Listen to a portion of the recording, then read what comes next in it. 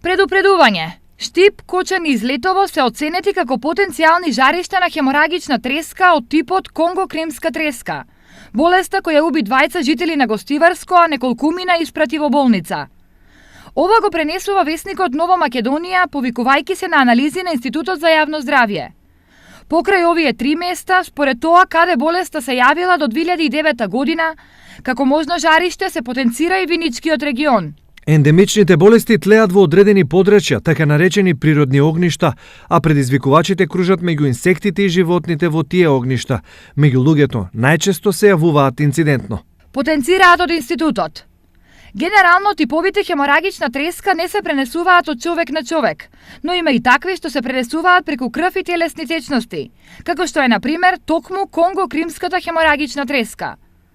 Сепак луѓето мора да знаат како да се заштитат од овој вирус, кој најчесто го пренесуваат глодари, особено кога чистат подруми и штали, каде присуството на глодари е честа појава. Се стави било што на уста и на нос, бидејќи слузнато кожата на устата и на носот и на очите е место од каде што можат да влезат предизвикувачите, вирусите, а тоа најчесто се случува и тоа се потенцира дека е најчест пат на пренесување на вирусната хеморагична треска со побрежен синдром, а прашина и аеросолизирани честички од нивните излачувања се креваат во воздух и на тој начин ние ги вдишуваме.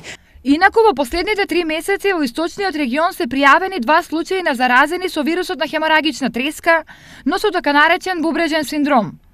Во првиот случај евидентиран во април, инфициран беше возрасен маж од Кочани, а во вториот од јули вирусот беше изолиран кај 22 годишна пациентка од Виница.